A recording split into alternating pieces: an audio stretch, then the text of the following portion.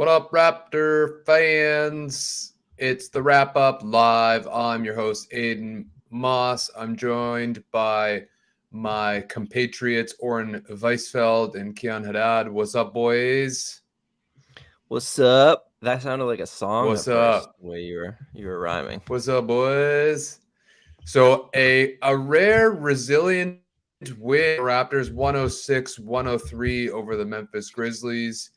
I don't know about you guys, but about halfway through this third quarter, I kind of felt like this thing was a wrap, just like a lot of the other games. It just felt like the Raptors were ready to fold.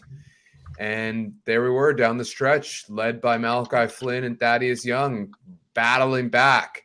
A very good sign. And before I go on, I'd just like to say I missed the first quarter.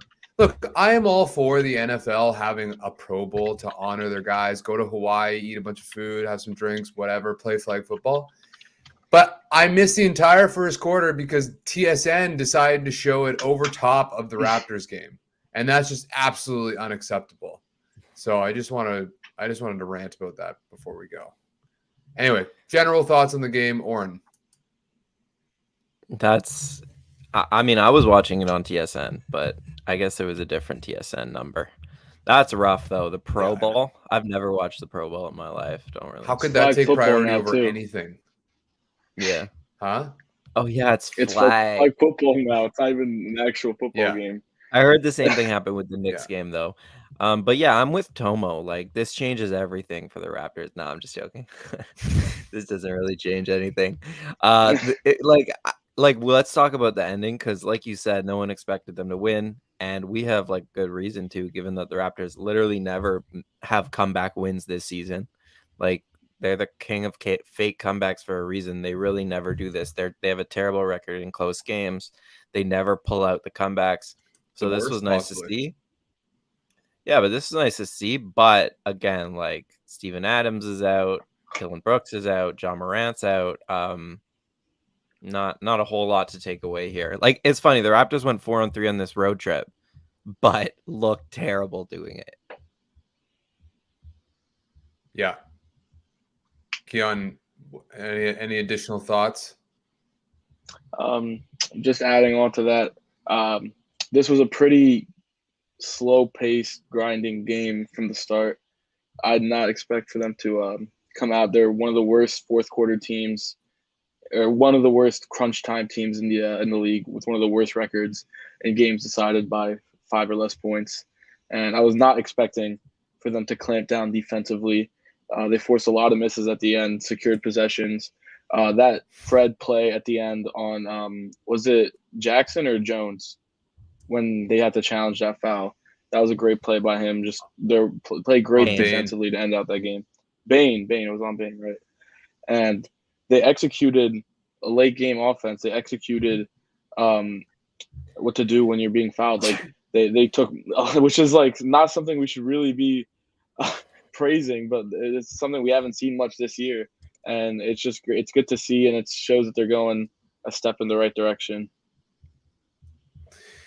Yeah, so we don't have to go on. It feels like this is all kind of a lost cause, but we do have a responsibility to analyze the game. And a couple of things. One is that we did, and granted, Memphis was missing 3 key players, but we scored the bench 36-23.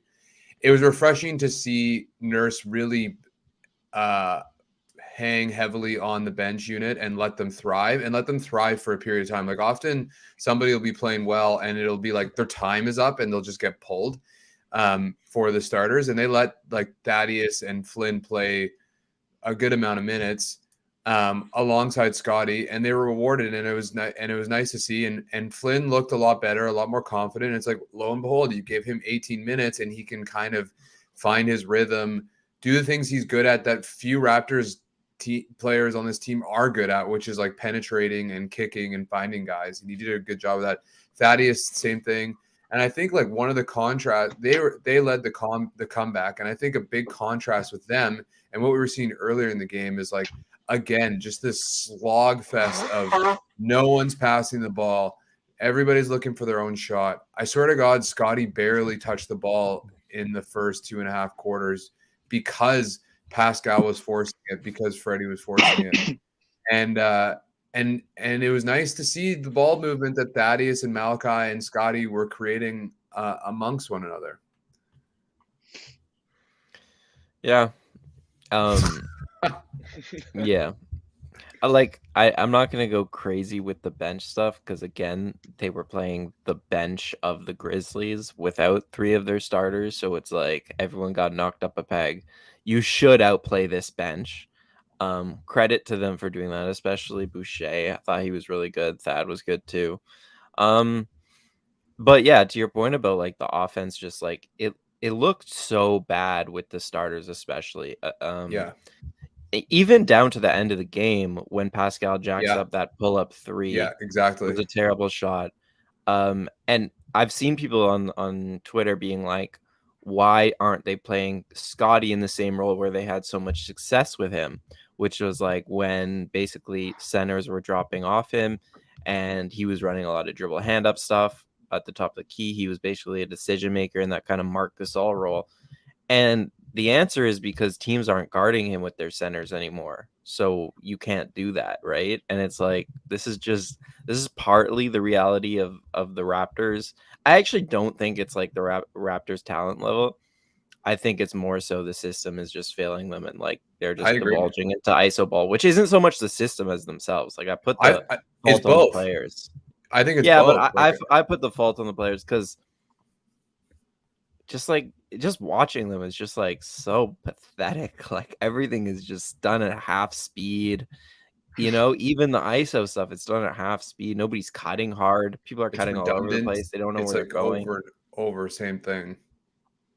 But yeah, the offense has kind of reverted in these last few games to pretty ugly stuff. I really want to track. Like I just watched the Houston game this morning, and I wanted to track how many times Scottie actually touched the ball in that game.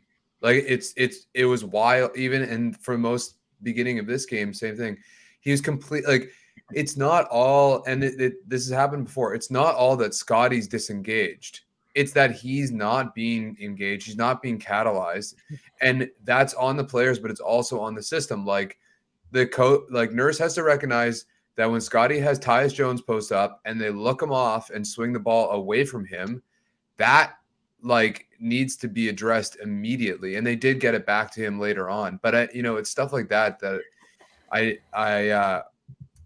it was the first time this game that I was just kind of like, I feel like I'm out on this starting lineup. Like I really feel like they're out on each other, and there's just a general malaise that's kind of like infected this team for the first time that I've really seen it.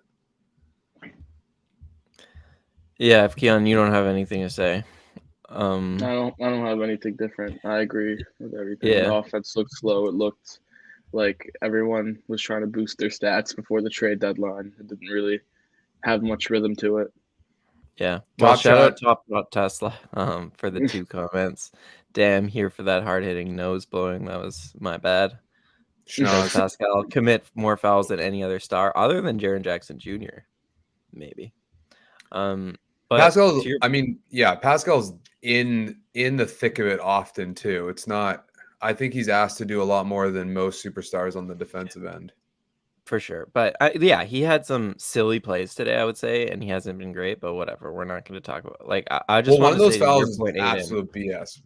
What? Sorry. Anyways, I wanted to say to your point about Scottie in the offense and I guess giving up on this and on this starting lineup. Like today I've been writing about something where basically I'm just arguing that the Raptors should take advantage of what sounds like a seller's market at the trade deadline and break up their core.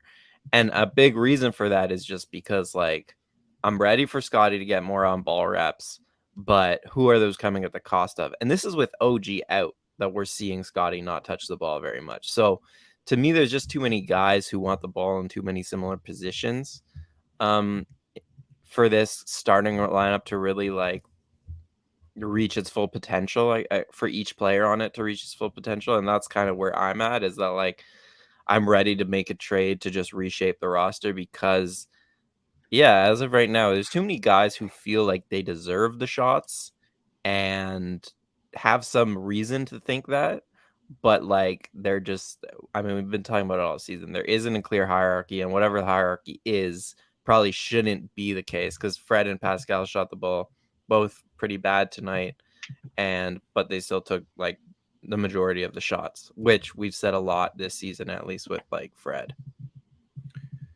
Yeah. And I had a thought, but it's passed me by. But I do want to address that. I know we're coming across as negative, but I have to say, despite a win, but I have to say, like, my positivity and negativity all year has been based on like how I'm seeing the games themselves. And often I'm quite positive. Like, I've held on to this don't trade this team, don't trade anybody on this team for as long as I possibly could.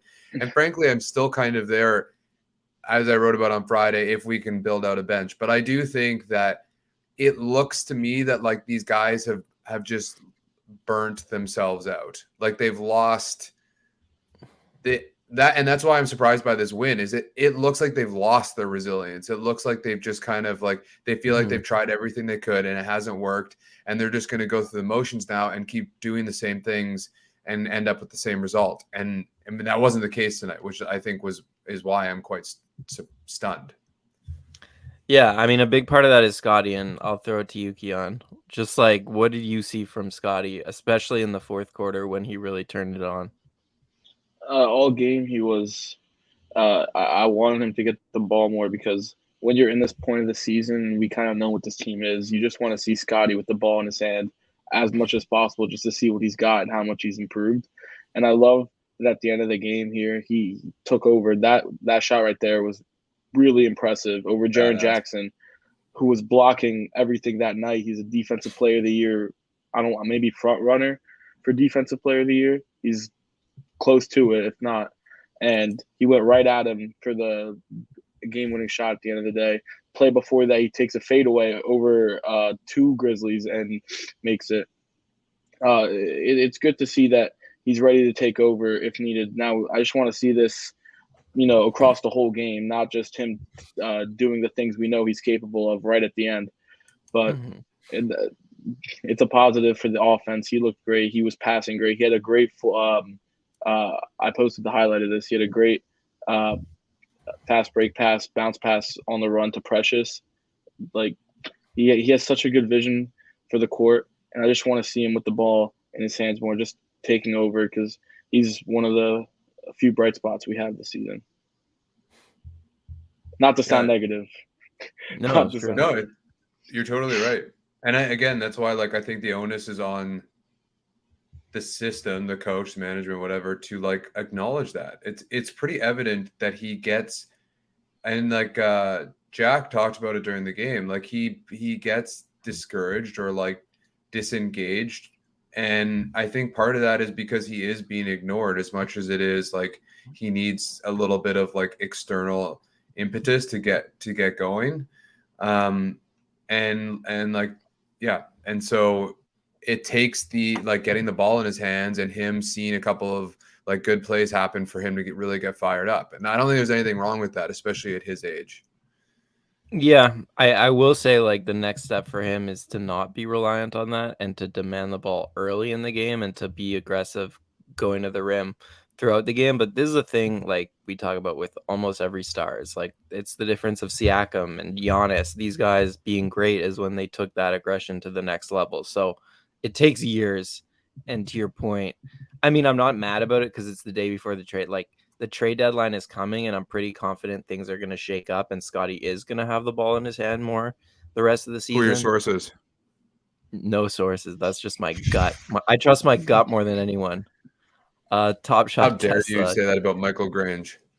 Thank you again for the comment. Yeah, we were in every game. He says in every game this trip, we were in it. Is there variance in our record in close games? Like, are we actually more of a 500 team if we get some of those W's? Well, yes, objectively. Yes. Simple answer. But I think your question, like, are the Raptors' talent level and what they've done this season more representative of a 500 team? Yeah, I think the answer is definitely yes. They've had bad luck this season. They haven't been able to close out games. They've had bad shooting luck. But what's a 500 team getting you? Like, who wants to be a 500 team who has no upside? It doesn't really matter to me the difference between the 12th seed and the 8th seed or the 9th seed. It doesn't matter. That's how I feel. But I mean, I think there's permutation to that, right? Like, you get a couple of wins together and suddenly momentum swings another way, I think. So there is something to be said for that. There is, but it just hasn't it Um, hasn't looked like anything is changing in terms of their demeanor and in terms of like the process. The process is just still bad. So I don't care that they beat a couple bad teams missing. Like, if you look at this road trip, which is what I was going to say, almost every win came against a team who had their stars out.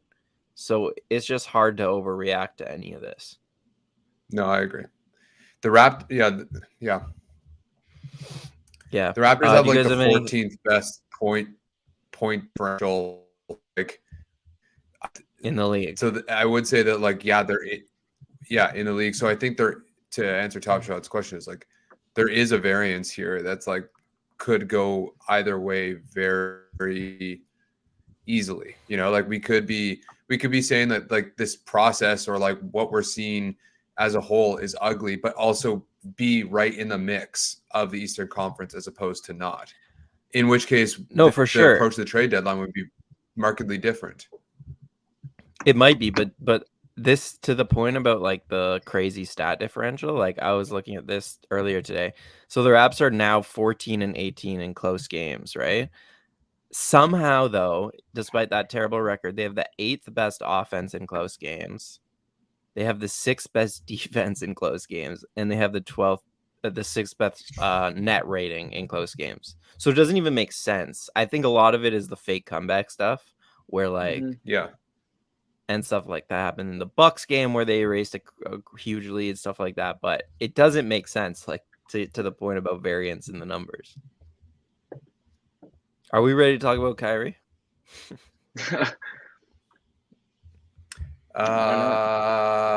Yes. I think I finished all of my points. Yeah, me too. Kyrie Irving to the let me pull up. Shams, by the way, had just been killing Woj recently. Like, it used to be an even match. It's kind of sad to see Woj go out this way, but I really can't wait for this to all go away. I think you might have mentioned this. I like how the WNBA announces their own signings. But do you actually think it's going away in the NBA anytime soon? No, I can't wait for when it does. Like there's going to be a next innovation, and it's going to be like ChatGPT. Like players are going to just submit their contracts to ChatGPT, and they're going to report them from a central space, and Shams can go. Well, they could just do that now on Twitter. That's why I don't understand. Why don't players ever do that? I don't. Well, I guess they feed them now so they can leverage them later. That's why. Yeah. Anyways, for people who have been living under a rock, Kyrie Irving requested a trade from the Brooklyn Nets because they wouldn't give him a 4-year, $200 million max. 2 days later, the Nets traded Irving to Dallas for Spencer Dinwiddie, Dorian Finney-Smith, and a 2019 unprotected first 29. and second. Oh, that's in the past. A retroactive pick. I'm living in the past, brother. All right, so pre-COVID. Whoever wants to take it, what are your initial reactions of this trade? Keon, you go ahead. I've been talking a lot.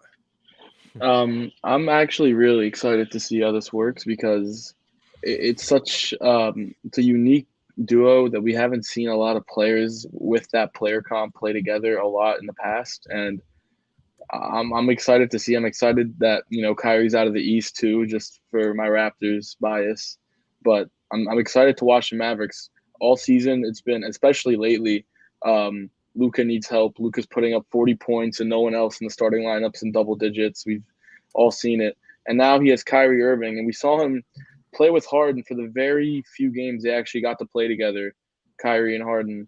He was willingly take an off-ball role to play with him and let him be the point guard. And we saw that when they were on Brooklyn. And I'm very interested to see how it's going to work in Dallas. And I personally do think it's going to work pretty well because there were rumors right after that he was ecstatic to go to Dallas. I'm sure he's ready to make it work, and No, I'm that's a sure. lie. You think so? That's a lie. Yeah, that's just a lie. I don't But know. I agree with everything you said about the on-court fit. But there are Mhm. quotes of Kyrie saying the same thing about Boston, about Yeah. Cleveland, about the Nets. Yeah. So I just don't believe that. But my worry is he just going to leave for the Lakers in the offseason? And if Right. he is, then did they just give up too much for half a season of Kyrie? I don't know. But we said the same thing. Everyone said the same thing about the Raptors when they traded for Kawhi Leonard. They gave up all this for 1 year Kawhi. It didn't matter at the end. It's universally seen as a win for now. Aiden? I mean, like you said, because it's in the West, I don't really care. I don't think this puts Dallas over the top, but especially like defensively, I'm very worried on their behalf. I'm really interested on Brooklyn's side. Like, I don't think they're done, obviously. If you and my worry is on the offensive end. Like Kevin Durant was already doing a lot for this team, and now he's going to be doing even more. Although Dinwiddie's a nice, like, lesser version of Kyrie, but their defense could be pretty nasty. Like you could have Simmons at point guard, and then Durant and Claxton, although that's pretty bad shooting. But then you have Dorian Finney-Smith, and then throw in whoever you want. They're like, I feel like Masai is probably very envious of that roster right now. They got a ton of wings, a ton of length, they can have spacing if they want to put Utah or Seth Curry or Joe Harris in there. So I think like they did the best they could under the circumstances without totally blowing this team up. And they have a lot more versatility now than they did before, which was like they had a ton of small guards. So I think Brooklyn's put themselves in a pretty good position. It'll be interesting to see what they do next. Segue, Oren. Well, before we get into the Toronto side of this, I want to share my thoughts. I think it's like a lose-lose trade for both teams. Because like you said, like it makes sense on paper across the board. I think Kyrie with Luka is a great fit. People have said how Luka plays in a lot of ways similar usage-wise to LeBron, and Kyrie has played off that very successfully in the past. And yeah, to the Nets, obviously they lose a star, but they get a really good 3-and-D player, and they get, Dinwiddie, who does 80% of what Kyrie does. So I think the Nets, and they have this pick to shop now, this unprotected 2029, which they'll probably shop and get another piece.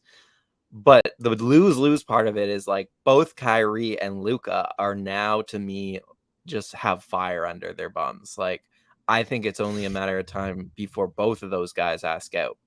For KD, it's like the guy I came here with to play with is gone. What's keeping me here? Maybe they build a good enough roster around him there, but I think it's pretty tough, and he's going to see a lot more double teams without Kyrie, and I just don't know if, like, unless, again, both of these teams kind of have to win the championship, or else their stars are going to start looking around.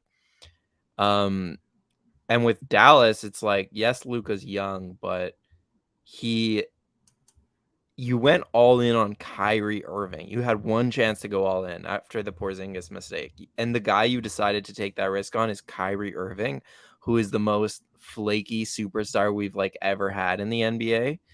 It makes sense on paper, their fit, but I think it's only a matter of time before Irving either does something silly like sit out games or whatever for whatever reason, or like Keon said, he could just leave in free agency, which is worst case scenario for the Mavs.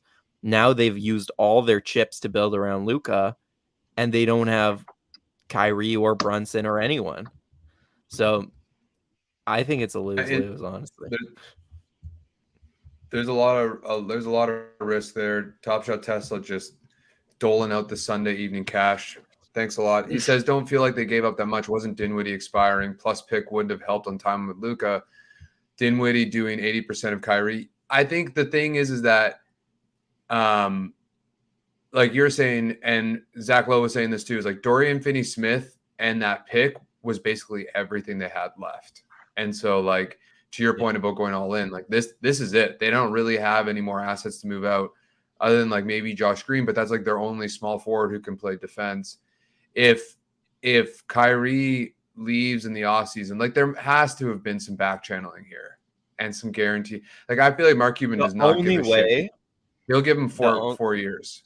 But would you give him 4 years, $200 million? You have to. You have to. You have Yeah, to just if be a you make billionaire this and be trade. like, I don't care. If you make this trade, you have to. But I wouldn't have Yeah. made this trade because I wouldn't want to commit that much time and money to Kyrie. Like a year from now, what says he doesn't request another trade, the third or fourth of his NBA career already? Like, I just don't know why you would commit that money to Kyrie. He's like, I love him as a basketball player. As a human, he is not someone I would want to employ.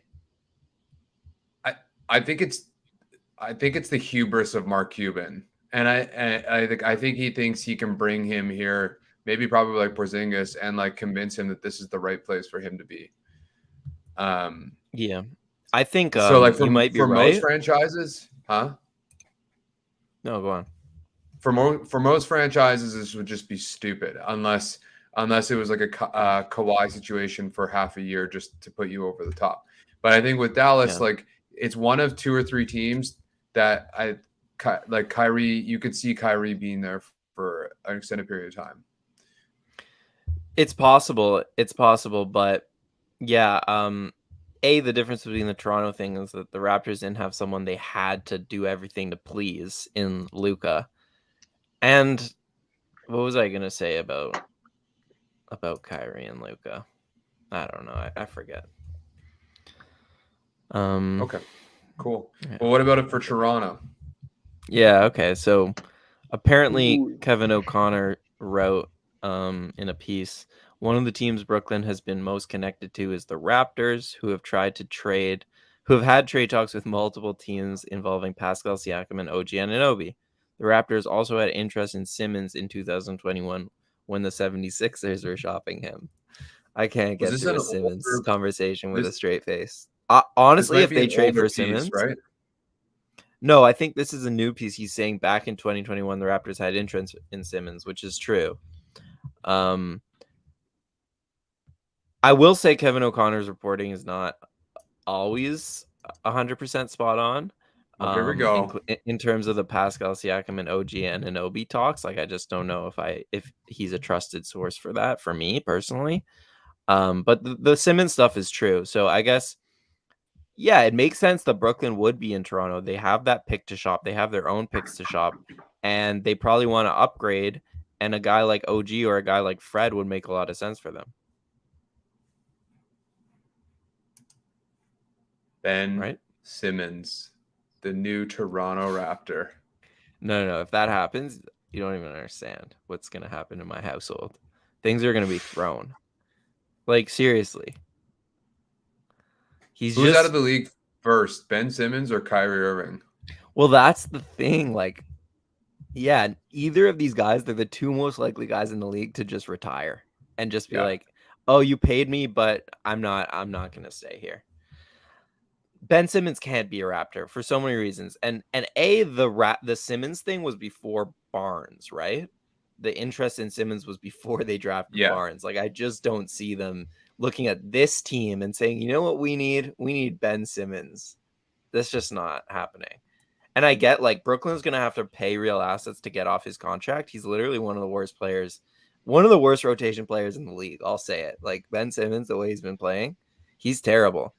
One of the worst contracts in the league. So that like you could get pick capital for taking on that contract, but I don't think the Raptors are interested. That's more for like a rebuilding team. I'm quickly trying to think about other trades with Brooklyn other than Ben Simmons. I think the one that makes sense is Fred for like that first round pick. Let's say what's Seth Curry? Yeah, or like Cam. Joe Harris or who's the 3-and-D guy who they currently start? Who O'Neal. Yeah, O'Neal. O'Neal is like a what about Cam OG Thomas? replacement. Cam Thomas. Yeah, sure. Like, I don't think he's a Raptor-easy player in terms of what they value. He can't play defense, but something can around score that 40. is the point of the trade. Like, they need a point guard because Ben Simmons isn't going to fill that hole. And I don't think Fred would make a lot of sense. I don't think Brooklyn can offer anything more than another team wouldn't offer for either Freddie or OG. So Yeah, I agree with you. I would be surprised if they do something, I especially agree. in division, blah blah blah. Like it doesn't make a lot of sense. Yeah, I agree. I think they'll get better offers for those guys than what Brooklyn can offer. Yeah, maybe there's a three-way with Ben Simmons. I don't know. I have a question. Do you think Orlando gives a better offer than Brooklyn? For Fred? Yeah. They definitely could in terms of their assets. Yeah. If they wanted to. But the problem also with Orlando is they actually are a cap space team, so they could just sign him in free agency without giving up a lot of assets. So I would lean no. I don't think they're the biggest threat to sign Fred.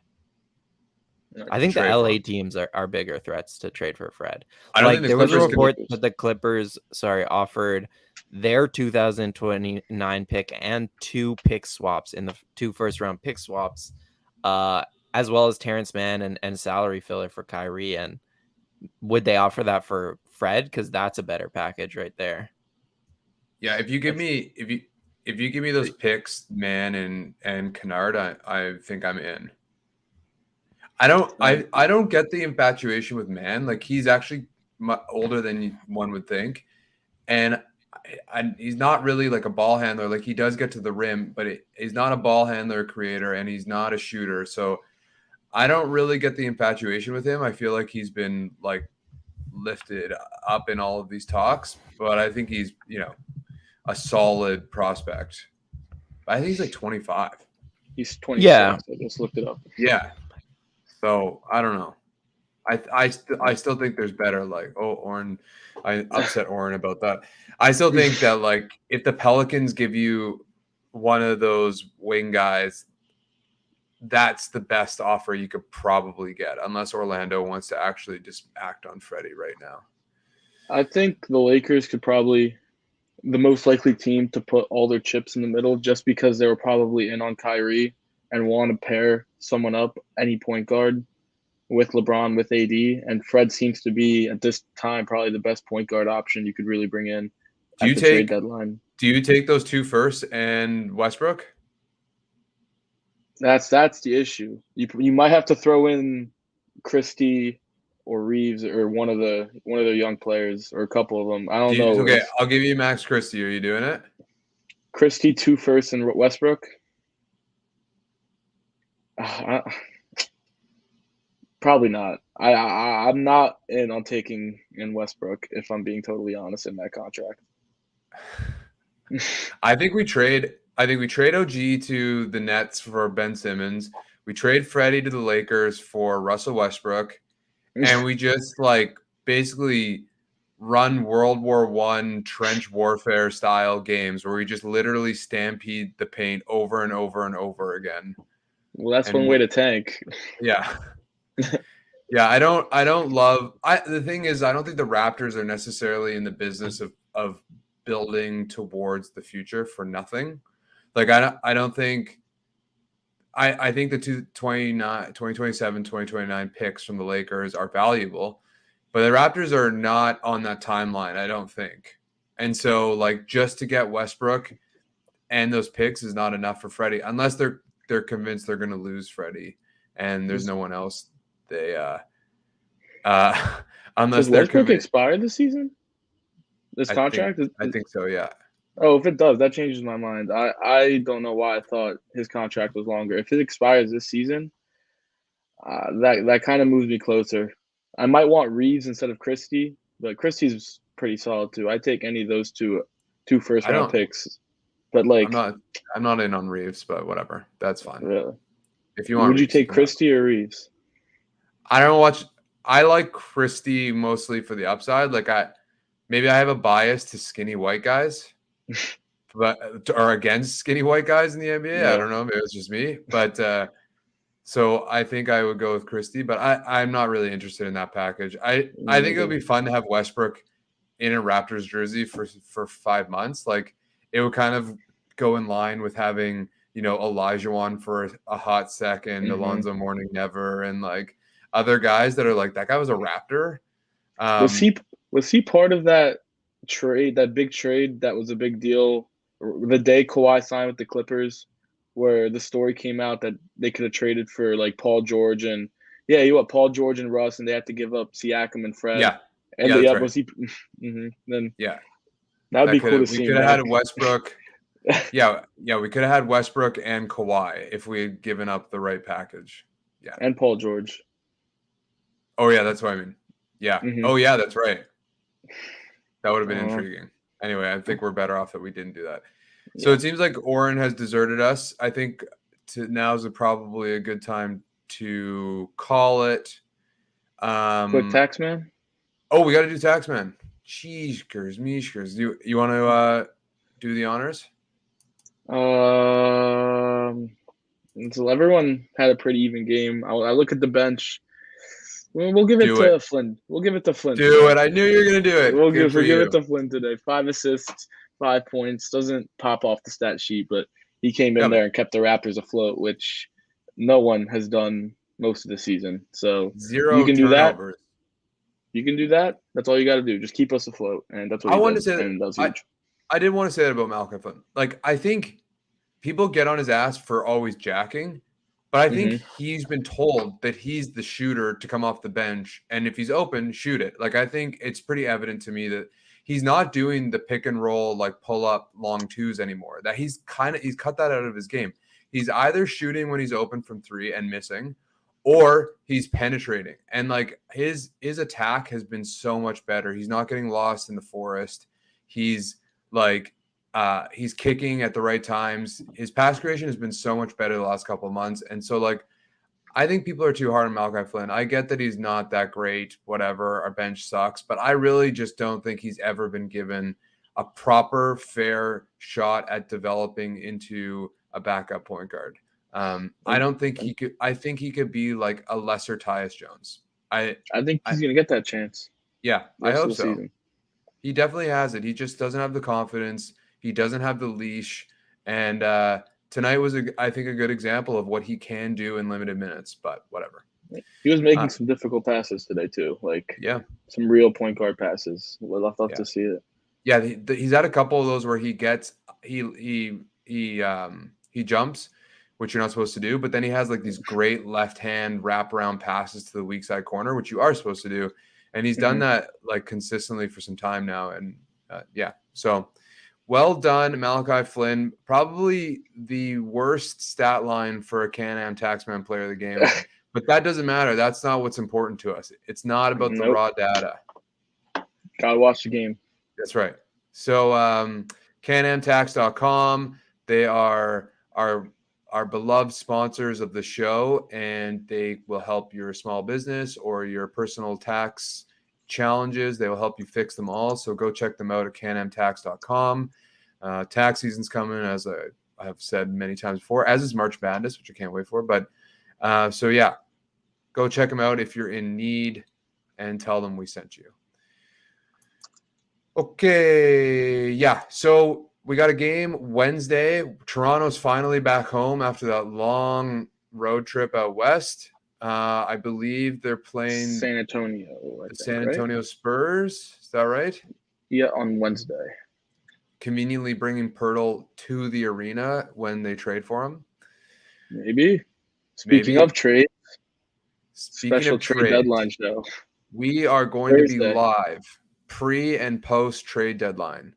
So come check us out. Come ask questions. You'll get our immediate reactions, the acumen and intellect that you would get nowhere else in Toronto, nationally, internationally, or otherwise. We will have it all, raw emotion and everything else. So come check us out. But before then, we'll see you all Wednesday night. Thanks so much for joining us. Have a good week. Ciao.